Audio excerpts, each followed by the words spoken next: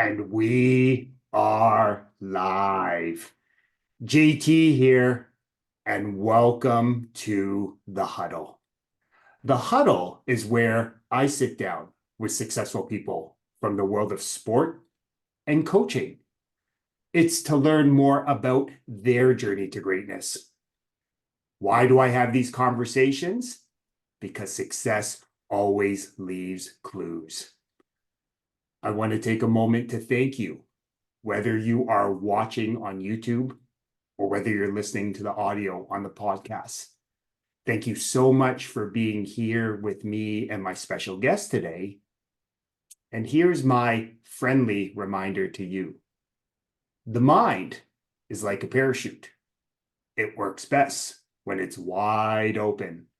So my challenge to you is to go all in on this conversation, to remove any distractions and get laser focus on the here and the now. And I guarantee you, you will gain a valuable nugget of wisdom that will not only help you succeed in sport, but more importantly, in the game of life. I've been looking forward to my conversation with my special guest today. I've been sort of planting some seeds that I really wanted to have a conversation with him in the huddle, and he was gracious enough to finally take me up on the offer. My guest in the huddle today, as I was joking before he came on, a true Renaissance man. He's serving this world in a number of different capacities as a first responder, as an official. My guest in the huddle today is Murray Drinkwalter. How are you today, brother? I'm great, JT. I'm great. Thank you. How you doing? I'm great, brother. We get to have a conversation with you, finally get to have this conversation. So, life, it's all good. Well, I've been looking forward to it. Before we get kicked off, Murray, I just want to take a moment to count my blessings, and I'm a big believer that the biggest blessing you can give anyone is your time and your energy. So I just want to thank you again for blessing us with some of your time and energy today. My pleasure, bud. Okay. So one of the things that I like to do in the huddle is to remind others and remind myself that life is a game and games are supposed to be fun. I had a coaching colleague and a great friend who used to remind us that, hey, we all have these things that make us unique and different. Our responsibility is to celebrate it. So I'm curious, what is an interesting fact about you that maybe a lot of people don't know that you'd be open to sharing with our community today? Oh, wow, that's a good question. I guess I can start off by saying a lot of people don't know that I was a police officer for 39 years with the Halton Regional Police Service. I retired in May of 2013, and I immediately, upon retirement, signed a part-time contract with them to do background investigations on new recruits. And I've been doing that ever since. So come September 16th of this year, I will be employed by the Halton Regional Police in some capacity for 50 years. And I'm pretty proud of that. That's interesting. And before, I just want to thank you on behalf of everyone for your service, especially as a first responder. We can appreciate, all the time and energy, all the situations, and essentially help, make our lives better. So thank you again for your service, brother. No problem. Okay. So listening to you, it's a great reminder that professionally, you are someone who values being of service. Besides professionally, you also have this passion of being of service in officiating, and it has been a large part of your journey as well. So sport has obviously played an important role for you in your life. So I'm curious, sport gives us many life lessons and they reinforce important life lessons. What would you say is a lesson you've taken from sport that you find yourself still applying to your other areas of your life today? Well, in the officiating community, from what I've done, I've been an official tackle football official for 42 years. One of the things that still resounds with me is never stop learning. Always strive to be better. I'm still learning. There are rules in that rule book that I find that I've never seen before. And I have always strived to be better at my craft of officiating. I've never stopped. And I still strive to this day to be better than I was. Be better. You're only as good as your last game, right? You're only as good as your last call. Mm-hmm. So I'm curious that openness to growth, right? That reminder that, life is an ongoing journey filled with ebbs and flows, especially, what a great analogy in sport. I'm curious that openness, that curiosity to be better, that aspiration to, hey, you're only as good as your last game. Is that something that, is naturally part of you, or did you have like a great, teacher, a coach, a mentor who really helped you to understand of the importance of being open to new and different experiences and just pushing yourself to be better on a daily basis? I think that all started in my career as a police officer, because I had some great mentors in policing, some great supervisors throughout my career. And it morphed into my officiating career when I started. Because one of the reasons why I started officiating was my staff sergeant at work, Paul Chapman, suggested I get involved in officiating because I had coached football previously, but had stepped away from it for a couple of years, and he suggested I tried officiating. So I did, and it just morphed. I had this drive in me to do better. I always wanted to do the big games. And that's just in my makeup. I guess my father and mother kind of instilled that in me as a young kid, to always try and be better. And that's what I've tried to do. And that's what I try and instill in younger football officials and the less experienced football officials. Get into the book, get into the mechanics manuals, work to be better. I was fortunate to officiate some really, really big, good football games. And I want others to have the same opportunity as I had to officiate those big games.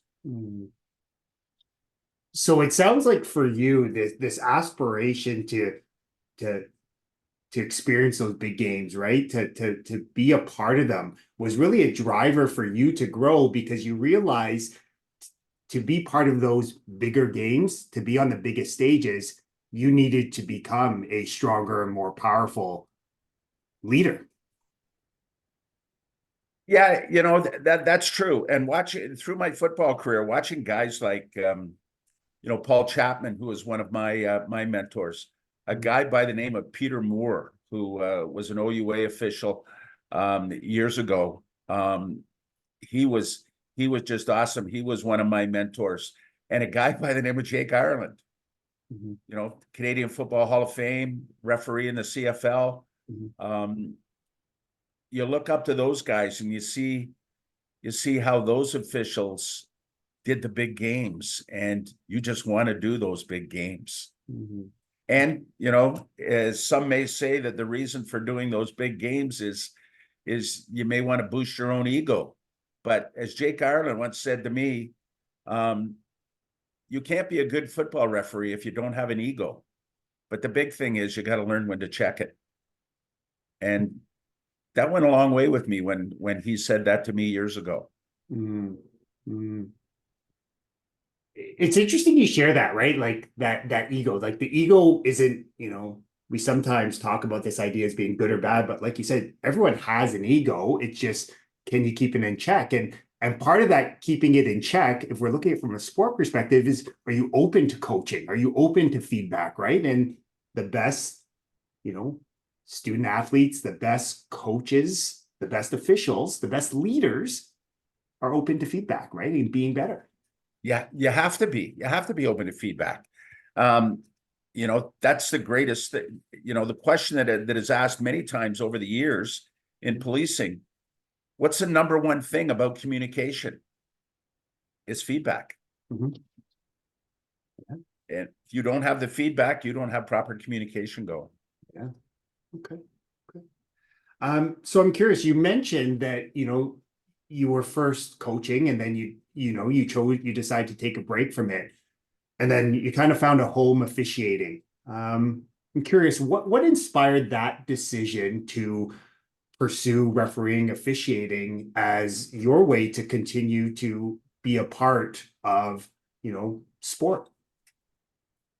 Well, I coached for a very, very short period of time in Oakville, in the Oakville Minor Football League, and I coached 1 or 2 years in Burlington when I first moved to the city of Burlington, and then I got involved in hockey, and I was coaching. I was an assistant coach. I was coaching the goaltenders of a AAA Atom hockey team, and I'll be honest, I just got fed up with the politics of hockey at the time, and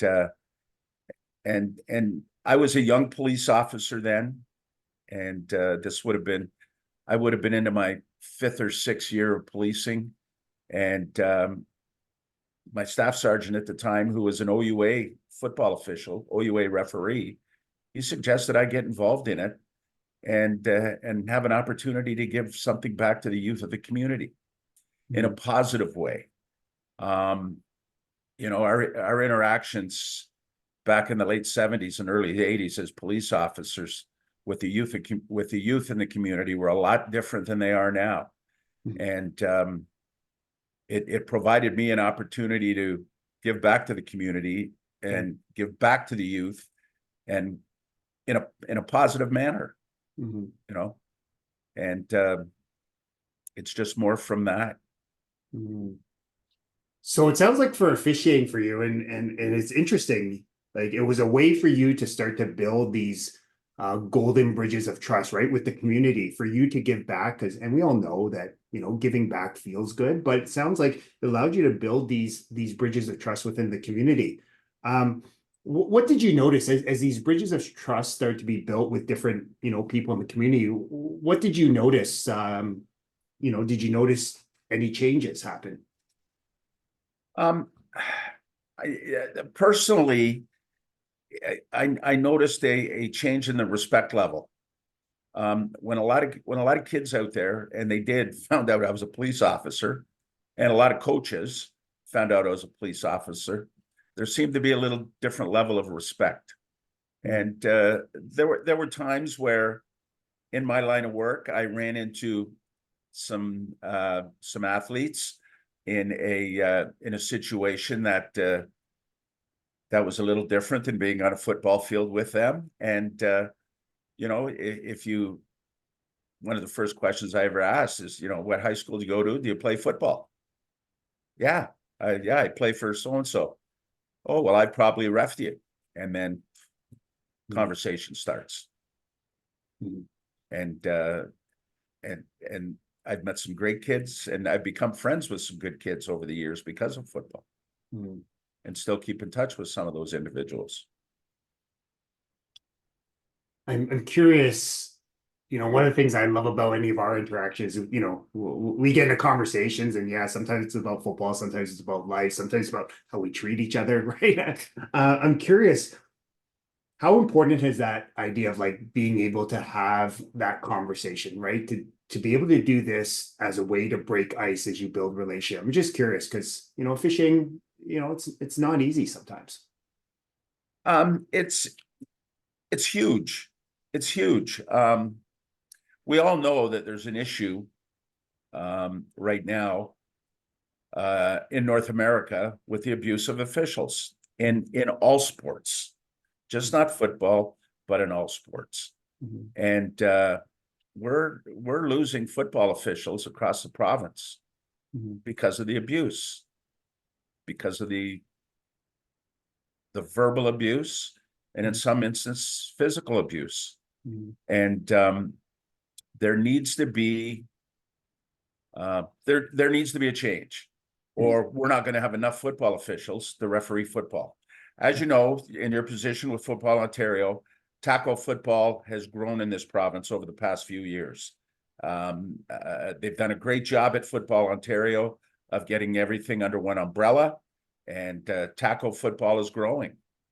but unfortunately, the number of football officials in the province is not up to snuff. Prior to COVID, I think we had pretty close to 650 registered tackle football officials in the province. After COVID, that number went down into the 400s. We're back up into the mid 500s now across the province, but more is needed. There's because of the lack of football officials, there's scheduling issues for administrators in the football leagues, both in the summer football and the high school football. And we've all got to work together. And if we don't work together, I'm concerned about the level of football officiating in the province. And everybody has to understand, we got to get rid of this us against them attitude when it comes to all sports officials. We are a part of that community, and you've got to treat us with respect. You've got to understand why we're out there. We're out there for the student athlete. We're out there for the athlete. We're not out there for the coaches. We're not out there for the referees. We're out there for the athletes. And it's interesting, right? You bring up that reminder that, why we get into this is different. But really, if you probably take a step back, whether it's, a coach, whether it's an administrator, whether it's an official, this desire to serve our student athletes, to create a life, a great experience for them, really is probably more often why we got involved, right? In those leadership roles. Sure, we get involved because we love the game of football. Yeah. In my opinion, and I've said this many times over the years, in my opinion, football is the greatest team sport going, because on every play, in every situation, all 24 players have an assignment. They've got to do something to either make that play work offensively or stop that play defensively. So it is the purest of team sports, in my opinion. And the same comes for officiating. We're the third team out there. Yeah. Okay. Nobody roots for us. You have people rooting for team A, you have people rooting for team B, and all they do is scream at football officials, right? Nobody roots for us, but we are the third team out there. Absolutely, right? Again, great reminder, simple reminder, right? No officials, no game, right? It's pretty clear cut. It's interesting. I know actually one of the first times we met was at I think a provincial summer cup event, and I was commenting to you that had a former student athlete who was in high school, who has now transitioned up to you at at different levels at the CJFL, OUA, Canada Cup, who's his time was done in football as an active athlete, but then throughout that time was sort of building this pathway as an official. So I'm curious, we see shining examples, right? We've even seen it with one of our TMO student athletes, right, in the Zebra program. I'm curious, what is it about officiating that makes it sort of a viable pathway in terms of long-term athlete development? I'm kind of curious from someone with your perspective that's been involved in the game for a number of decades. Well, first of all, as a football player, if you have time to get involved in officiating, you're going to learn the rules. You're going to learn the rules. You're going to understand what officials do in each position on the field, and that's going to assist you as a player on the field. When you're out there and you wish to advance to the different levels of football. As far as the long-term development, officiating also involves teamwork. It involves discipline. It involves character. You got to have thick skin. I think it develops interpersonal skills. You need great interpersonal. Throw the rule book out of there. Let's forget there's a rule book. what we do as officials is deal with humans. We deal with people, Mhm. and you need to communicate with those people and learn how to communicate them in different situations. Situational communication, a lot like situational leadership, but situational communication. And as far as long-term development, let's face it, not everybody's going to play in the CFL or the NFL. Mhm. And coaching after your career takes up a lot of time. Mhm. And officiating is a way to carry on in the game of football that you love. I have a we have an official in the OUA who has now gone to the CFL, who was a player, very, very high profile player in this country, who coached after his career was over, and then got into officiating because coaching was taking up too much of his time. And he's developed greatly, and he's getting a shot at the CFL as an on-field official. And that's Ben Chapdelaine, won the Heck Crichton in 2001 as Canada's most valuable player in UCIS, but at the time, but U Sport football, Canadian University football. So he's kind of our face. I like to refer to him a lot because we like to get former players involved in officiating. We have a number that are officiating in the OUA, former players. Mhm. We have a number of former players across the province that are officiating at our local associations. Mhm. And I think it's a great way for players who love the game, that are finished, that don't want to coach, to stay involved in sports. Mhm. I love that, brother. And it's interesting, right? Like as you were sharing kind of what officiating can do, love how you focus on, the importance, like it provides a vehicle for you to work on your interpersonal skills. And, I think of, you and I have, are of a different generation where more of our communication was done, face to face, even, I know we're virtual right now, but still face to face. But it's understanding that most of our world is technology based, right? It's texting, it's virtual meetings. So I love the idea of the emphasis on interpersonal skills, and many of the interpersonal skills you talked about will help you become, right, even a better athlete, right, in terms of communication, in terms of how to communicate in maybe an uncomfortable situation. So I love that you emphasize that. And I'll be honest with you, it helps you in life. It helps you in business. Whatever you do, Mhm. it's important to have those interpersonal skills. Mhm. And football officiating, I believe, can help you in developing better interpersonal skills, Yeah. particularly with conflict resolution. Yeah. Well, it's things we talk about, right? I think one of the challenges is as we move to more of a tech-based society, there's this less face-to-face communication has in a way dehumanized us a little bit, right? We say things that we might not necessarily say someone face-to-face, right? For a variety of reasons. But I'm curious from your perspective, we were talking about, we have faces, right? Ben Chapdelaine. I think of, Emmett Young, who was a TMO alum, who's sort of become that face of the Zebra program, right? Or we're talking about, a former student athlete like Nick Ahau.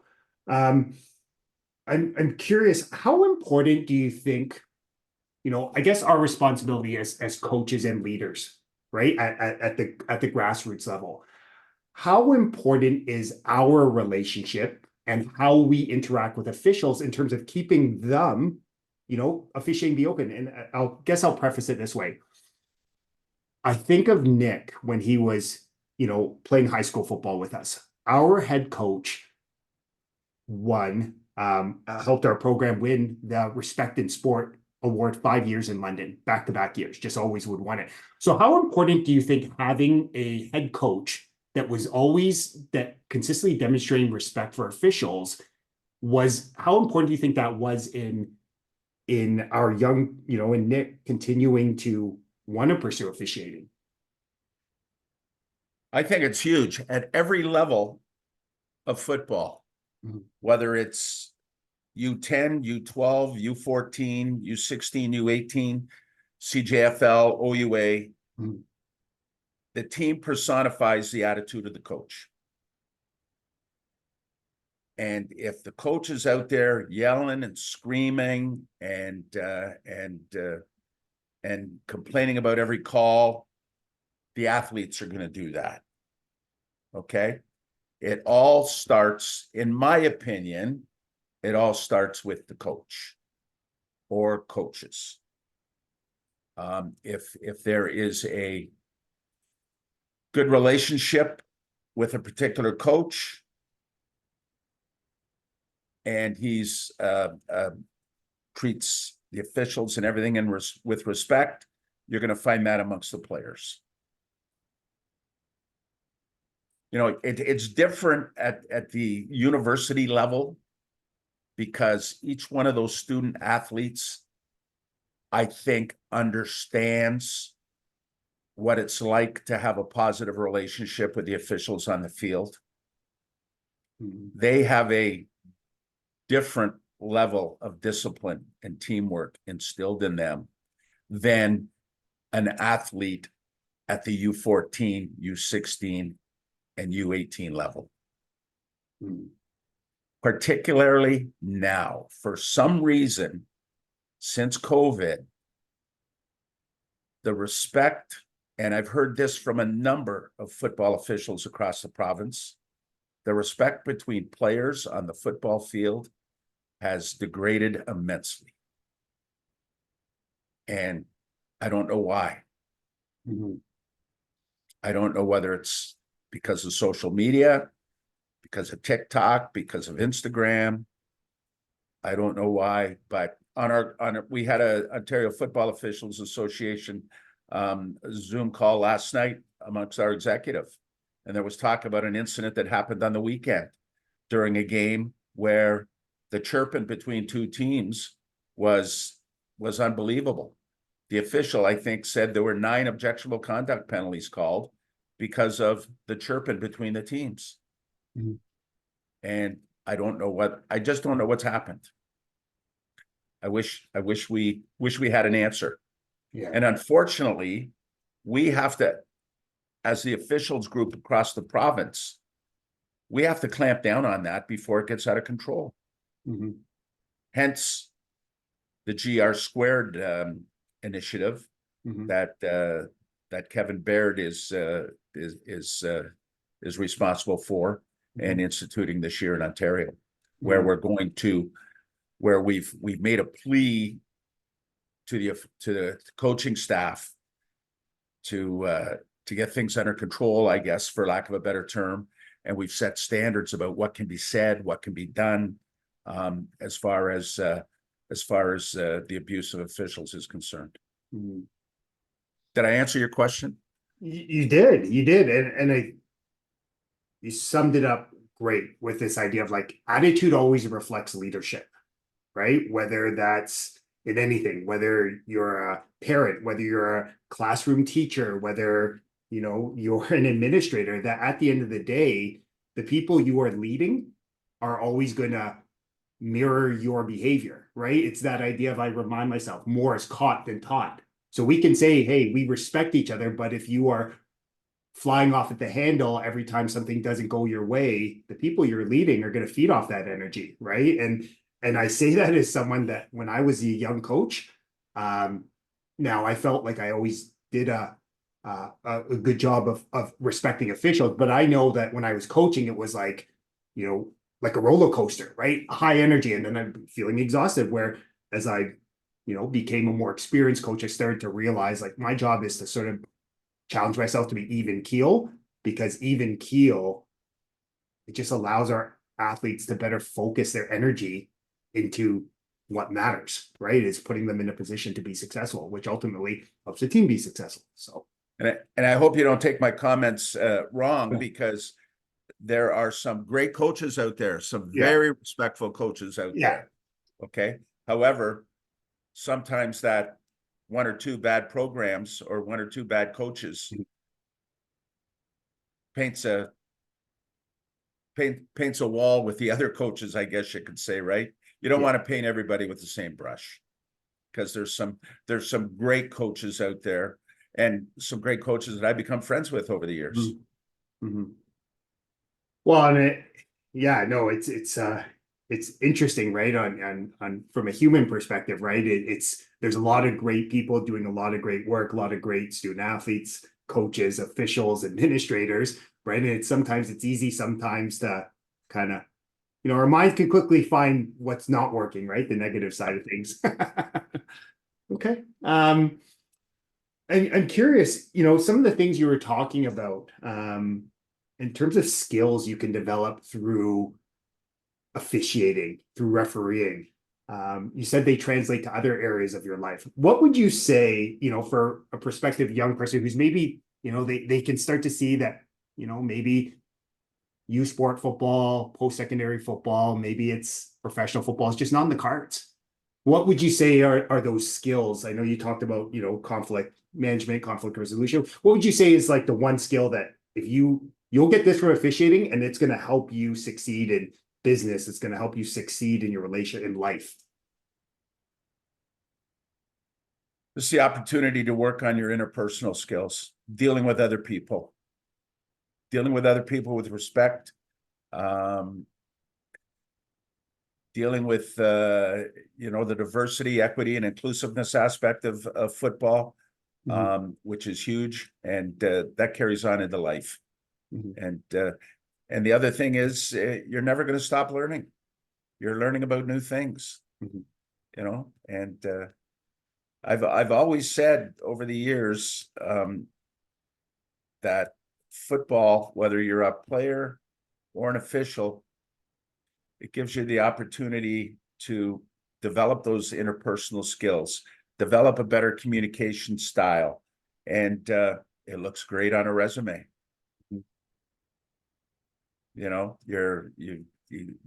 out there officiating football or sports. In my other life as a background investigator with the Halton Regional Police, I see on a resume that an individual is a sports official.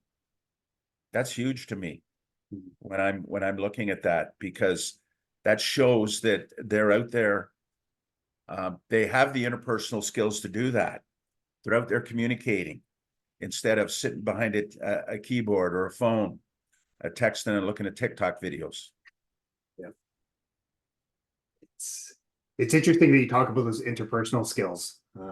That's definitely something, coming from a background in education, that I realize, as an administrator now, our best leaders, typically if they come from professional paths where they've been forced in a loving way to develop those interpersonal skills, to be good communicators, to learn how to deal with the uncertainty of life, to learn how to, like you said, how to work with people from diverse, and just backgrounds, that is a game changer. And those are typically, like you said, the people where I'm like, I want to have a conversation.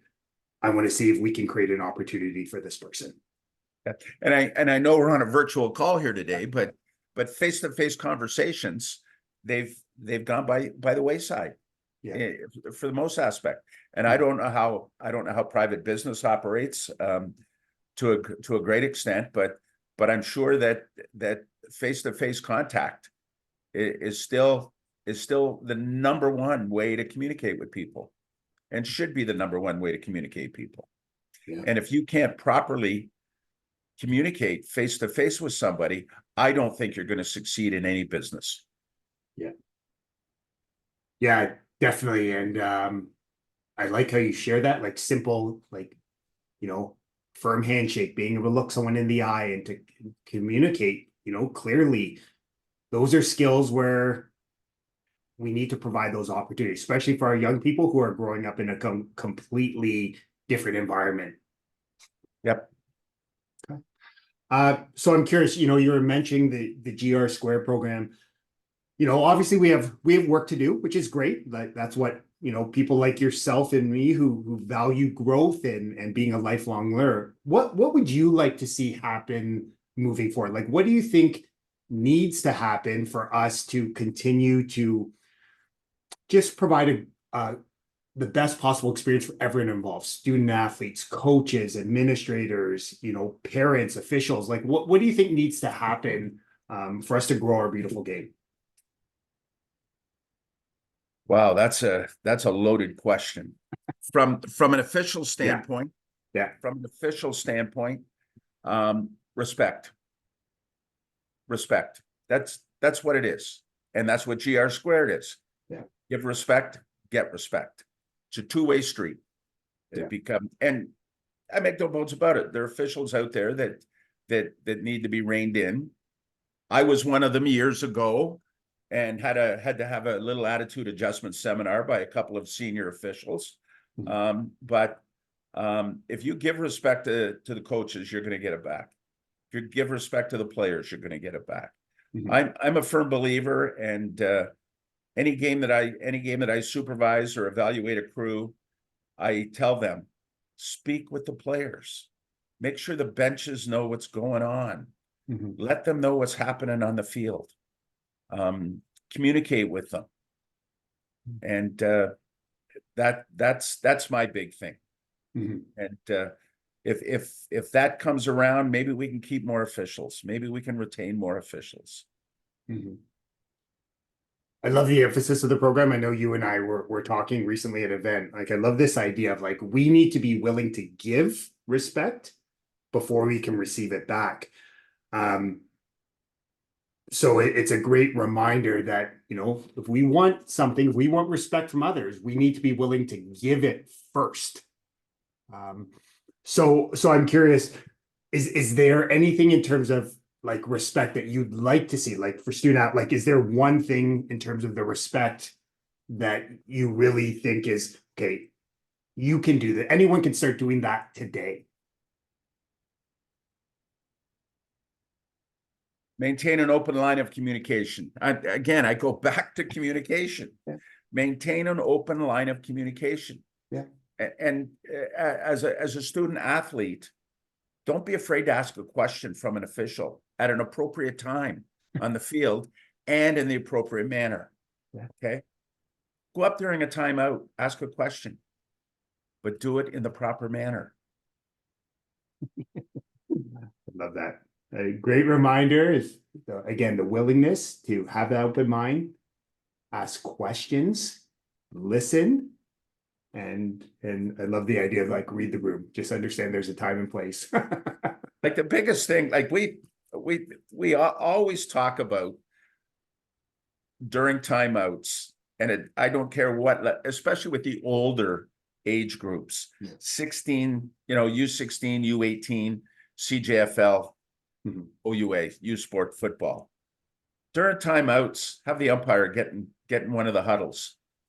Start talking to the players. Get those linemen under control. If you can get those 10 guys inside that box on your side at the start of a football game, it's going to be a breeze, because those guys control the temperature of a football game. Talk to them. Let them talk to you. Yeah. Joke with them. Yeah. Okay. So I'm curious, brother, I want to be respectful of your time and energy. Through our conversation, if anyone is, our conversation today piqued interest and people want to start learning about, how do I become official? What needs to be done? And they just want to start exploring what, that pathway could look like. What's the easiest way for people to, start to walk that journey? Well, I'll be honest with you. Get out and watch a football game. Watch the officials. There's a lot of summer football going on right now on Saturdays and Sundays across the province with the Ontario Summer Football League. Get out and watch the U16, U18 games where there's 6 officials on the field, or the U14 games where there's 5 officials on the field. And if you have an opportunity, talk to one of those individuals. Talk to one of those officials if you're interested. There's lots of stuff online. Football Canada has stuff. Football Ontario website has stuff about officiating. Mhm. There's lots of stuff on YouTube from the Canadian Football Officials Association. Reach out to the local association in your area. We have 18 associations Mhm. across this province that make up the membership of the Ontario Football Officials Association. Mhm. And they're from Sault Ste. Marie to Lakeshore here in Burlington, Mhm. to Windsor, to Ottawa. And for those that may be watching this or listening to it from outside of the province, there's associations in every province in this great country. Mhm.